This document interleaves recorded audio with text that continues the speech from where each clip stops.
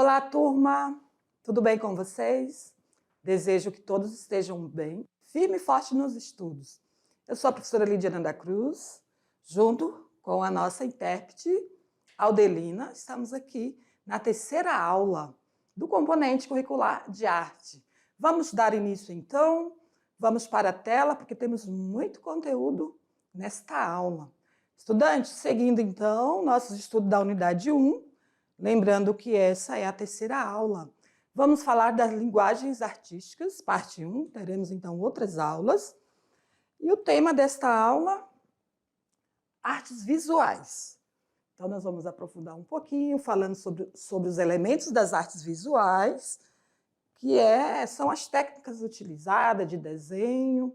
Vamos falar da pintura, também sobre as técnicas de pintura e trazer algumas informações sobre gravura e esculturas, certo? Então, vamos iniciar com uma atividade interativa, já fazendo aí uma pergunta para você, estudante. Que linguagem artística é essa? Olha o que vocês estão observando nessa imagem. Temos aqui duas pessoas, um com um ferro, com fogo, né, se aproximando aqui de um outro rapaz, com o título Transmutação da Carne, Marcação a Ferro. Esse trabalho foi realizado em 2015 por esse artista e professor Ayrton Heráclito. Depois eu vou falar um pouco mais sobre ele, estarei falando sobre ele em outras aulas também, e ele participou aí do Prêmio Pipa. Então, queridos, observem então essa imagem, vão perguntando aí na sala para os colegas o que você acha que é essa atividade aqui. Faz parte de qual linguagem da arte, certo? Muito bem, já vamos iniciar falando então das artes visuais. Quais são os elementos das artes visuais, estudante, que vocês já conhecem? Ah, professora, lá no Fundamental estudamos algumas coisas, mas não estou lembrado mais. Olha, vamos iniciar falando sobre o primeiro elemento, que é o ponto. O ponto, professora, sim, como vocês podem ver nessa imagem, um pontinho isolado, pequenininho, né? Já é alguma coisa, já é uma imagem. E quando esse ponto vai se tornando, né, vai ficando mais próximo, já forma uma imagem. Então, o ponto é a unidade mínima da linguagem visual. Por mais pequenininho que ele seja, nós conseguimos ver, né? Então, é a partir do ponto que surgem outros elementos. Como, por exemplo, o ponto ele não possui um formato ou nem dimensão, né, que constrói a imagem. Porém, ele é o poder de atração para a visão humana, como vocês viram aqui nessa imagem. Né? Aqui ele, ao se aproximar, vai aumentando o seu tamanho, ele já forma aí uma imagem. Não posso deixar de falar, então, dessa técnica de pintura, que é o pontilhismo. Observaram, então, estudantes, que o ponto, né, ao se juntar, né, um conjunto de pontos com cores, ele forma a imagem. E o pontilhismo foi uma técnica de pintura utilizada por esse artista Jorge Seurat, lá no final do século XIX. Ele formava a imagem através, então, de minúsculos pontos na tela. Quando observada à distância, ela forma a imagem, como essa obra aqui, ó, Domingo à Tarde na Ilha de Jet. Então, nós observamos aqui, né, que é uma imagem com linhas e formas aí bem definidas, também possui sombras, mas os contornos, eles são diferentes, né? É diferente de uma outra técnica. Então, por meio aí dos vários, né, pontos e cores, o artista fez essa obra. Muito bem, então, seguindo, vamos falar de um outro elemento, que é a linha. A linha ela tem várias formas, né? Que é uma sequência de pontos, de impressão, que dá a impressão de continuidade, também registro de um movimento de pontos, como nós podemos ver aqui, ó. A linha reta, linha curva, linha ondulada, linha inclinada, vertical, quebrada, espiral.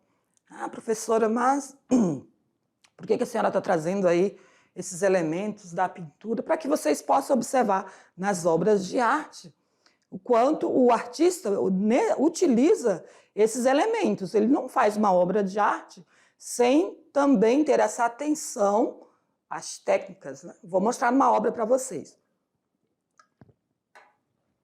No próximo slide, que nós podemos observar essa obra com o título São Paulo, de Tarsila do Amaral.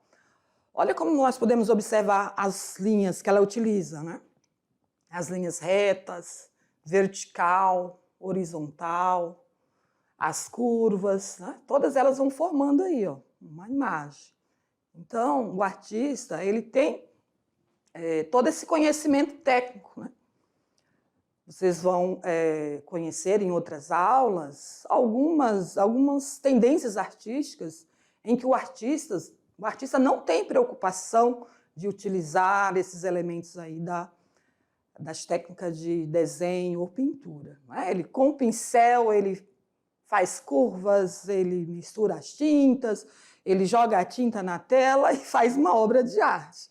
Porém, né, outros estilos, dependendo da técnica utilizada pelo artista, ele vai ter essa preocupação, né, de utilizar a perspectiva, luz, sombra, as linhas, para fazer ali, dar forma à imagem que ele pretende, né, então, ali produzir a sua obra, certo? Então, vamos para a tela, vamos dar sequência. Então, vocês estão observando que esses elementos eles aparecem, sim, nas obras.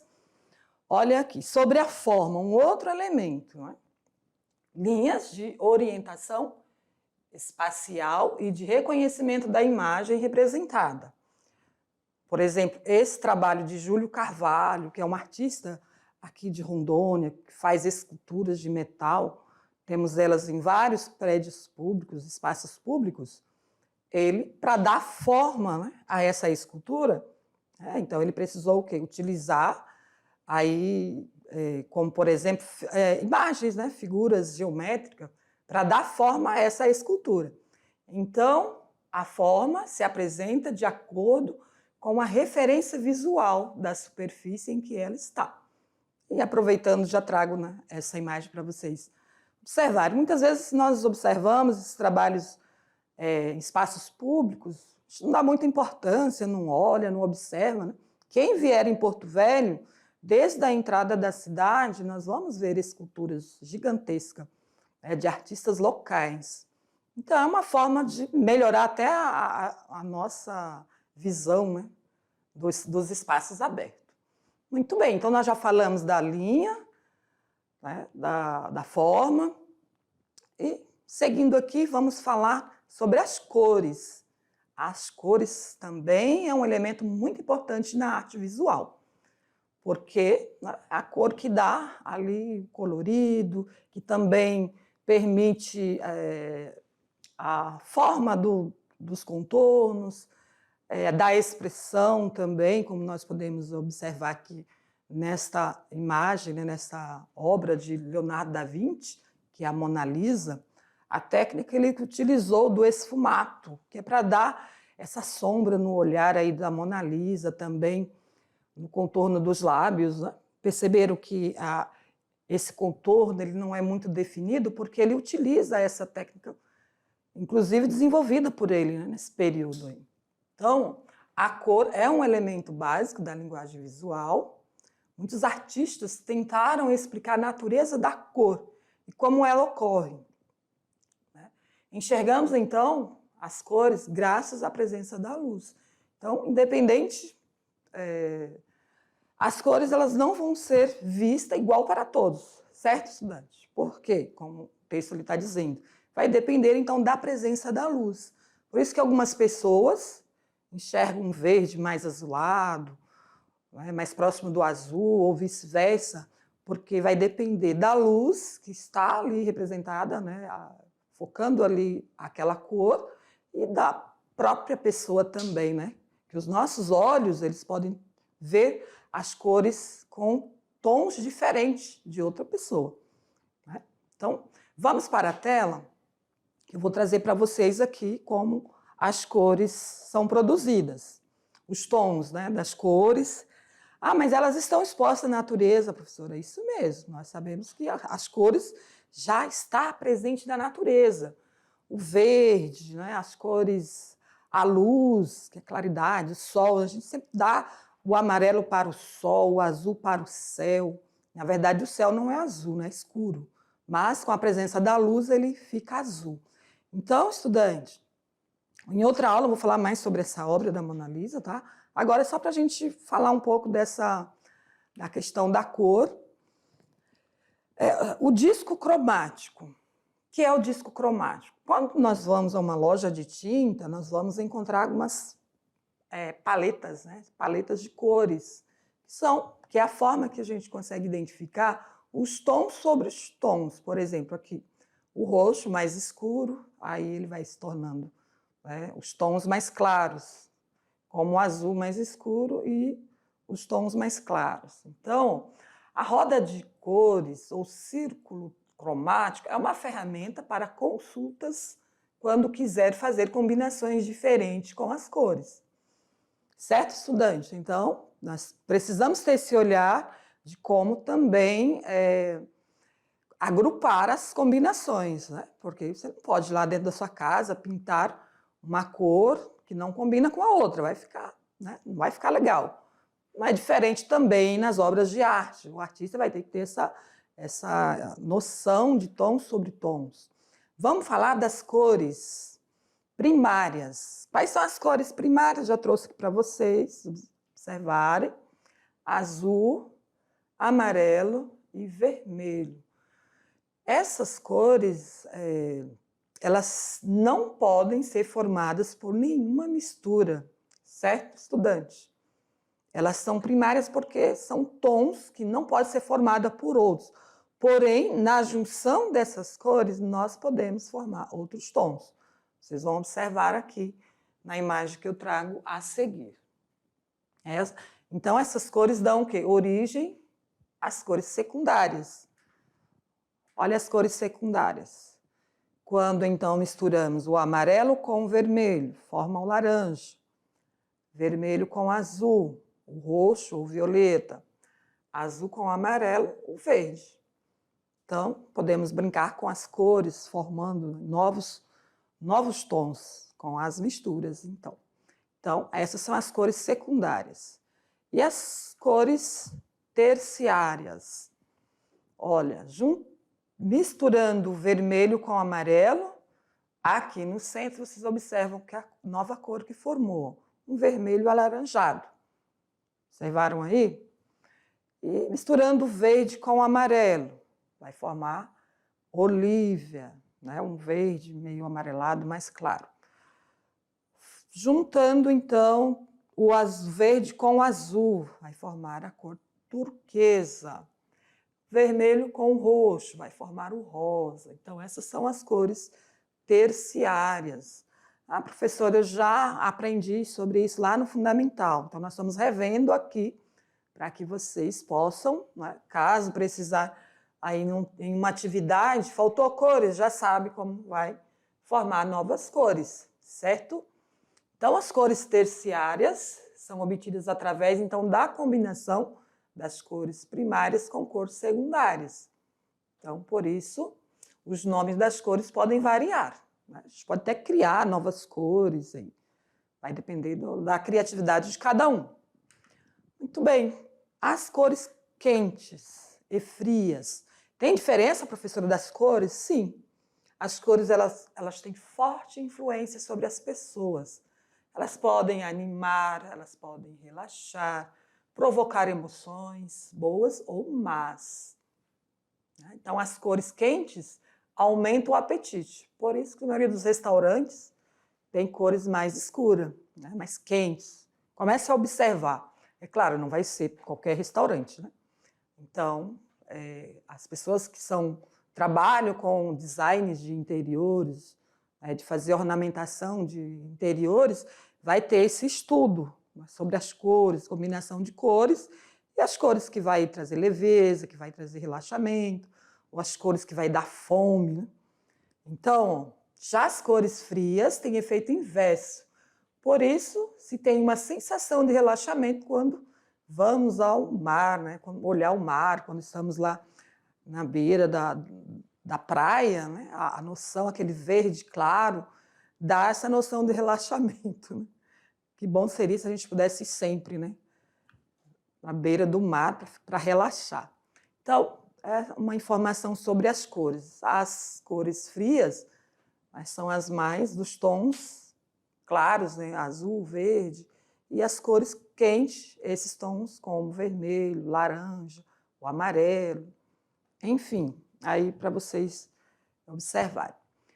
Então, falamos sobre as cores, vamos dar sequência e falar da textura.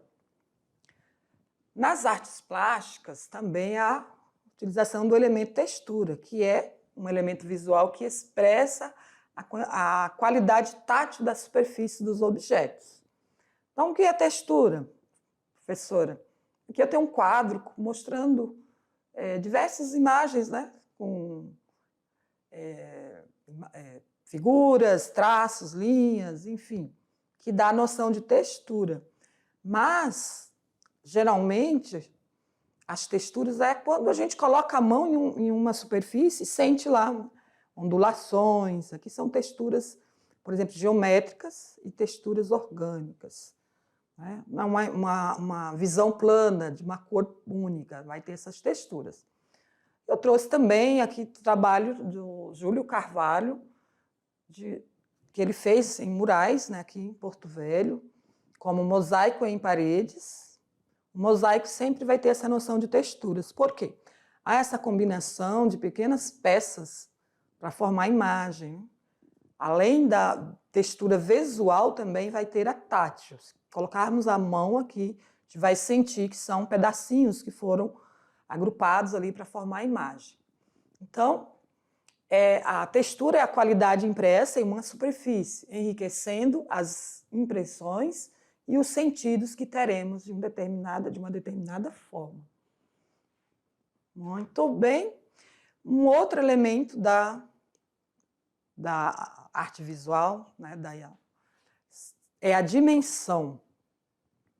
São os efeitos, né, que dá a imagem tridimensional, ou seja, os lados, né, como altura, largura e comprimento. As 3 dimensões são essas, e é para dar essa noção, né, de tamanho, de lados da figura, como as figuras geométricas, como vocês podem ver aqui. Eu não trouxe nenhuma obra para a gente analisar, onde a gente poderia estar identificando essas dimensões, mas as imagens aqui, esse cubo, né, que é um quadrado, também aqui o retângulo, para vocês observarem aí as 3 dimensões, essa noção de lados que nós podemos ver. Seguindo, uma próxima...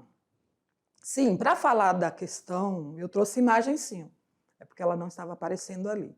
Para falar das dimensões, olha, Leonardo da Vinci, que é esse pintor renascentista famoso, porque ele trouxe muitas ideias inovadoras em relação à pintura plástica. Somente a perspectiva, que é essa visão, né, de fundo, como nós podemos ver aqui, ó. E com a técnica das dimensões, ele conseguiu passar essa visão de fundo aqui, com essa obra com o título A Última Ceia, né? Como Leonardo da Vinci, nesse período renascentista, estava saindo ali do pensamento ainda medieval, né? Em que as obras de arte retratavam os temas bíblicos, ele ainda, né, mesmo sendo já com essa ideia humanista, ele retratou também temas religiosos, como a Última Ceia, né? Aqui Jesus ao centro e ao lado os apóstolos, como podemos observar nessa mesa, e ali ele deu essa noção de profundidade, né? Essa ilusão, na verdade, utilizando então as dimensões, né? de lateralidade, de altura. Então, conseguimos ter essa ilusão aí de profundidade. Esse mural encontra-se nas paredes de um salão da igreja de Santa Maria, em Milão, na Itália. Muito bem, estudante, então, falamos até o momento sobre os elementos das artes, da arte, né, das linguagens da arte visual. Então, visual, tudo que eu consigo ver pelos olhos, certo? Então, envolve vários tipos de arte, como pintura plásticas, né, escultura, e entre outras, como cinema, arte e tecnologia. Observaram que, né, quantas outras categorias de artes, né, surgiram, que podemos incluir, então, na arte visual, que é o cinema a gente vê, né, a produção do cinema nós observamos, então, é um tipo de arte, né? Utiliza várias técnicas, tecnologia, está dentro, então, da linguagem, do campo, né, da arte. Então, queridos, vamos tentar lembrar aí, quais foram os elementos? Eu vou tentar lembrar também, né? Primeiro iniciamos falando do pontinho, a menor unidade, falamos então das linhas, né? Horizontal, vertical, ondulada, são as linhas que dá ali vida, né? Forma aos desenhos, né? Para antes de muitos artistas, antes de pintar ali, a fazer a sua composição, ele faz o desenho. Outros não, direto com o pincel já vai pintando, mas ele precisa ter essa noção também de linhas, né? Depois falamos da forma, né? Que dá forma, por exemplo, às esculturas, também das dimensões, da ilusão de profundidade, está ligada à dimensão. Então, foram os elementos, falamos das cores, que também são elementos da arte visual, certo? Então, vamos começar um novo tema, que é sobre artes plásticas. Vamos falar um pouquinho das técnicas das artes plásticas, né? Como eu já falei, as artes plásticas são os elementos, então, visuais e táteis, né? Nós podemos pegar, que é o desenho, gravura, pintura ou escultura. O estudo desses elementos também se faz em outras linguagens das artes visuais, como o vídeo, o cinema, a fotografia. Olha, não lembrei da fotografia, mas fotografia também faz parte, então, da arte visual. Sobre a pintura. A pintura, estudante, né, que é a arte plástica, que faz parte das artes visuais, ela também tem várias técnicas para ser desenvolvida. Como assim, professora? Não é só pegar o pincel e pintar? Não, tem tipos também, as técnicas de pintura. Temos a pintura a óleo, pintura acrílica, aquarela e têmpera, pinturas com cores em barras e afrescos. E outras ainda, não trouxe todas, mas nós temos o mosaico, as pinturas feitas em vidros, né? É muito utilizado em paredes, em janelas das igrejas, dos templos. Muito bem, queridos, então, a pintura utiliza-se também vários temas, pode ser natureza morta, um retrato, né? Antigamente nossos pais faziam os retratos da família, contratavam alguém para pintar o retrato da família. Pode ser paisagem, temas religiosos, fatos históricos, abstrato ou não figurativo. Então, diversos temas, que já falamos de alguns desses temas, e eu trouxe aqui a obra, né, da famosa artista brasileira Tarsila do Amaral, com o título A Família. Olha como ela utilizou cores diversas, né? Uma forma aí de compor as pessoas, né? É uma família com muitos integrantes, né? Colocou também um animalzinho, um cachorro, um gato.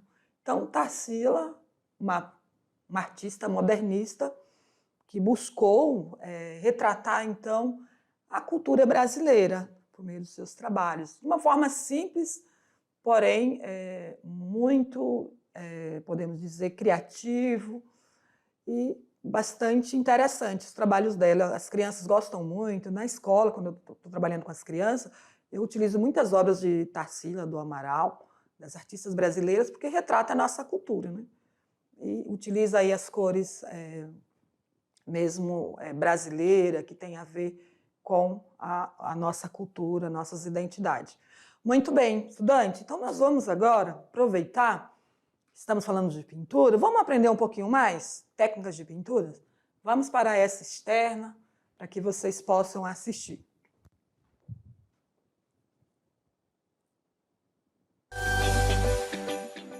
E agora vamos entrar no mundo das artes plásticas. E não há lugar melhor para mostrar essa arte do que aqui, na Casa da Cultura Ivan Marrocos, em Porto Velho, onde acontece a exposição Coletivo do Porto, que reúne 10 artistas plásticos com suas obras e suas diferentes técnicas. Mas para explicar mais sobre as técnicas da pintura em tela, eu converso agora com João Zogby, que vai dar dicas de técnicas de pintura, tanto a óleo como acrílica. Passasse um pouco das dicas, né, e técnicas para uma pintura, tanto a óleo como a acrílico.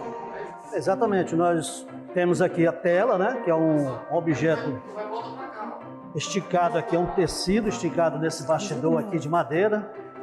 Isso aqui é adquirido nas papelarias, pode fazer também, né, que é um trabalho do artista prático, né, faz parte. Aqui são tintas, né? Existe uma variedade de tinta, né? Tanto a óleo como a acrílica, só que a técnica é diferente. Quem trabalha com acrílico é mesmo que estivesse trabalhando com aquarela, você tem que trabalhar diluindo e aproveitando o branco da tela, porque senão você não vai cobrir mais essa tinta que você colocou. Então você sempre que tiver fazer uma transparência, no caso de uma garrafa e tal, alguma coisa, você tem que contar também com o branco da tela. Já o óleo ao contrário, você vai pintar essa garrafa, você pinta ela de azul, né? Ou verde, como você queira fazer a cor da garrafa. Aqui eu estou trabalhando uma pintura que a gente chama de natureza morta, são objetos, né? Geralmente as pessoas trabalham com frutas, trabalham com flores, e eu gosto muito de trabalhar com esse tema aqui do vinho, né? Das coisas bem interessantes de dividir, né? O óleo, ele aceita a cor mais clara em cima da cor escura. Isso é importante saber disso aí.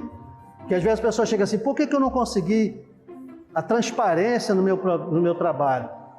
É porque quando você está pintando, algo que vai ficar transparente, tipo vidro, tipo uma luz na janela e tal, como eu estou fazendo essa cortina, que ela pode ser aqui, é transparente, né? Eu preciso de entender primeiro onde está a luz. É importante saber disso. Por exemplo, a luz está contra a luz, esses objetos estão contra a luz. E saber de que lado essa luz está vindo, se é do lado direito, do lado esquerdo, que é para você criar o volume, senão você não tem volume. A tinta fica, o objeto fica meio que a gente chama de chapado, né? Aquela cor chapada, tipo desenho animado, que você não tem volume. Agora, para você chegar ao realismo, você tem que trabalhar o volume. E o volume é a composição, é a harmonia entre a luz e a sombra. Muitas vezes a gente usa a palheta, que é outra coisa importante a gente saber.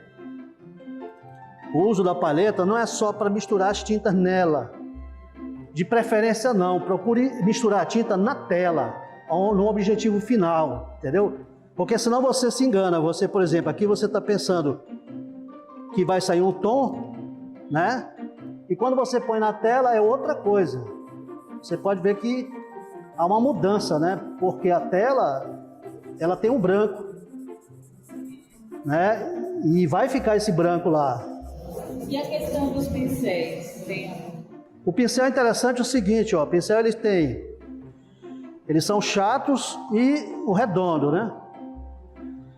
O redondo, esse por exemplo, que é bem pequenininho, que é o 0, eu uso para assinatura, para fazer assinatura, né? Porque aí é como se você estivesse escrevendo mesmo, né? Se eu for fazer a assinatura aqui, eu vou fazer a minha assinatura, é mais fácil de fazer, né? Ó,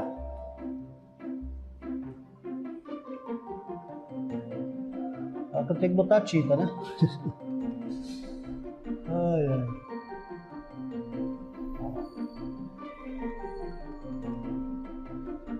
A assinatura é uma coisa interessante também, o pessoal que está começando aí.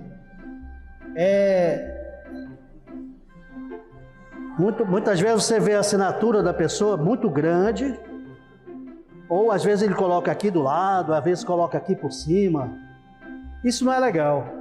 Dá a sensação de amadorismo, né? Os grandes mestres, por exemplo, eles terminavam a assinatura como se fosse o último pincelada. Eu fiz aqui só para dar uma demonstração. Mas na hora que eu terminar a obra, eu assino aqui, ou eu posso assinar desse lado. Melhor de te ver, porque você vai ver primeiro a obra e depois que vai ver a assinatura. Os pincéis são chatos, né? Geralmente para você diluir, como nós estamos fazendo agora, né? Nós estamos diluindo a tinta, temos que diluir. Não é bom você direto do tubo passar para a tela, a não ser quando você já é um mestre, aí quer mostrar que pode ser possível essa técnica, e você vai lá com o tubo, né? Eu faço muito isso, às vezes eu pego o tubo e saio pintando, traçando assim, é legal também. É uma forma de expressar, né? Mas para você que está começando aí, ó, a expressão com pincel chato é porque ele te dá mais condições de você preencher os espaços mais rápido, né? Inclusive com mais perfeição, né? Como do jeito que você quer que fique. Esses são os traços. Existe pincel redondo, como eu mostrei que era para assinar, né? Que eu uso esse pequeno. Mas existem pincéis desse tamanho também, do número 20, o 18. São pincéis que você faz um traço diferente. No caso dessa cortina, num trabalho que puxa para o redondo, a expressão, o pincel também é importante. Existe pincel que tem cerdas separadas, que te ajuda a fazer cabelo, a fazer pelo de animal. Então, tem várias coisas. Isso foram os grandes artistas que foram inventando de acordo com a necessidade. Aí as fábricas, né, de olho nisso, começaram a produzir também. Então, você tem uma variedade de pincéis. Um conselho que eu dou, compre pincel sempre da cor vermelha, tá? Isso aqui não é vermelho, você vai dizer, mas isso aqui é marrom. Essa tendência do vermelho, do marrom, do magenta. Existe pincel amarelo. O pincel amarelo é da cerda dura, é para artesanato, somente. Para pintar cerâmica, para pintar cestaria, para pintar qualquer... Para tela, são pincéis vermelhos. Isso é uma convenção, né? Você vai se onde tiver o pincel vermelho, é para pintura artística. Por quê? Eles têm que ser macio para não arranhar a tinta. Você está pintando, você não está raspando. Então, tem todo um cuidado aí, né? E o pincel, a cerda escura, dura, aliás, ele arranha, ele deixa marcas, né? Ele não... Porque às vezes você quer, por exemplo, para fazer aqui a fundição, você vai fundir uma cor na outra, no caso aqui o vermelho, o azul, né? Que eu estou querendo fazer aqui, tem um... Aí eu preciso do branco para me dar uma transparência. Aí eu tenho isso. Eu com pincel duro não ia conseguir mesmo. Você não quer pintar? Experimentar? Experimente. Pegue o azul aqui e passa aqui nesse fundo aqui, ó, legal, ó. Sempre apertando assim, puxando. Muito bem, queridos. Vocês viram aí com esse vídeo umas técnicas de pintura feita aí pelo nosso artista local aqui em Porto Velho. Inclusive essa obra que está aqui atrás do nosso cenário é dele. Excelente artista aqui local, com excelentes trabalhos. Então, as técnicas, é claro, são muitas, né? Nós só fizemos aí uma introdução, estudante, para vocês observarem que não é nada tão complexo. Caso você tenha interesse, tem muitos vídeos com várias técnicas que você não precisa utilizar o pincel, pode usar um garfo, um simples contonete é possível fazer, então, uma pintura. Tá? Só para mostrar para vocês que é possível, sim, fazermos um trabalho interessante. A professora, para ser artista, para se tornar um grande artista e vender as obras de arte, não. Primeiro a gente começa fazendo para nós mesmos, para a nossa apreciação. Vamos para a tela que eu vou mostrar para vocês aqui a minha obra. Isso mesmo, foi eu. Está aqui assinado, só não assinei direito, né? Lidiana, não consegui escrever direito com o pincel, mas observo que é uma obra muito conhecida. Eu não vou dar o nome para vocês pesquisarem, tá? De quem é essa obra. Eu nem trouxe do artista original, mas tá bem similar à do artista. É uma obra expressionista. Então, ele está no alto, né, ele está no alto de uma... Inclusive, era uma clínica em que ele observava a noite estrelada, e ele fez aí essas estrelas, que parecem um sol, né, mas são estrelas. Então, uma obra, uma representação, então, dessa obra de um artista famoso. Vou deixar aí para vocês pesquisarem e descobrir de quem eu fiz, então, essa releitura aí, certo? Continuando, estudante, vamos falar aqui, a tela fechou, vamos falar aqui um pouquinho sobre gravura, fechando aí o nosso assunto desta aula. Gravura, que também faz parte da linguagem, né, visual, que permite, deixa eu pegar aqui o meu pincel, permite múltiplas reproduções a partir de uma matriz. Então, uma forma de gravar imagens. Essas imagens podem ser feitas em placa de vidro, em placa de metal.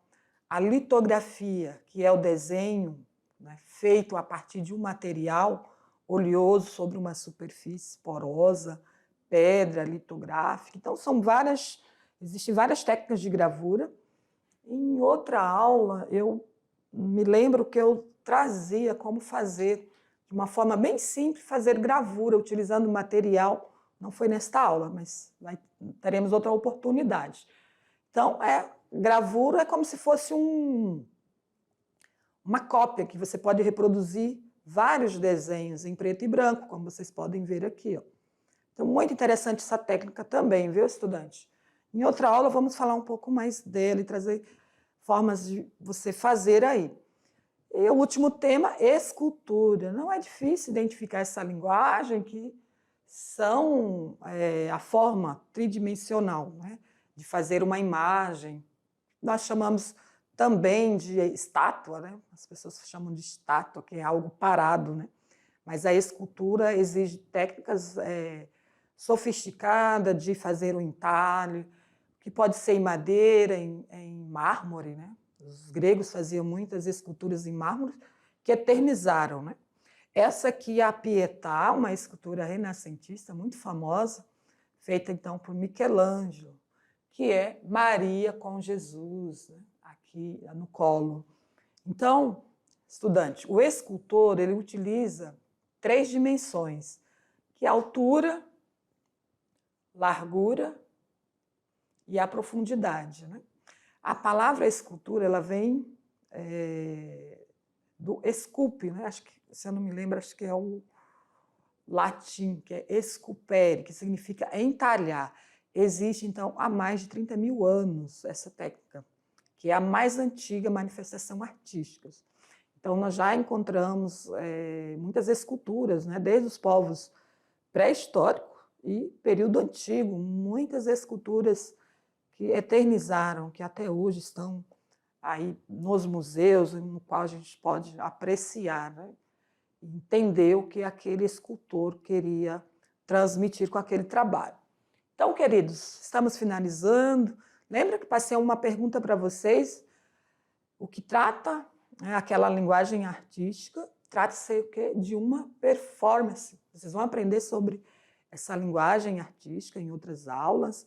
Então, o artista ele quis, por meio dessa performance, que é o quê? Como uma encenação de teatro, né? Falar numa linguagem mais simples, uma encenação de teatro, no qual o artista busca extrair emoções, né, das pessoas que estão observando, reflexão crítica em relação à temática. Aqui é uma forma de resgatar, trazer à tona aquilo que os escravos no período colonial sofreram, né, que tinham seus corpos marcados.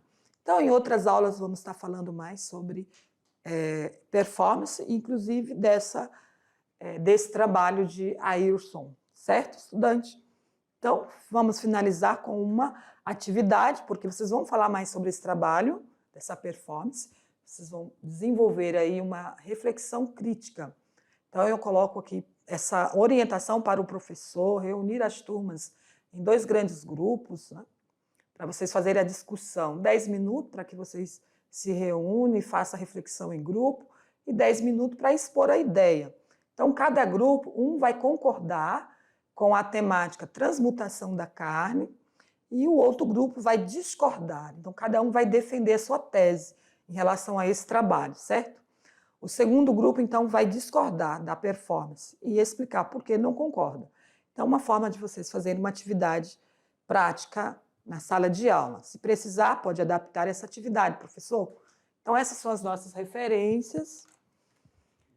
Então, queridos, deixei uma sugestão de atividade que envolve reflexão, análise, né, de uma performance, que vocês podem adaptar essa atividade, por exemplo, para falar de outros temas também. Então, fica aí essa sugestão. Obrigada pela atenção e volto nas próximas aulas. Até lá!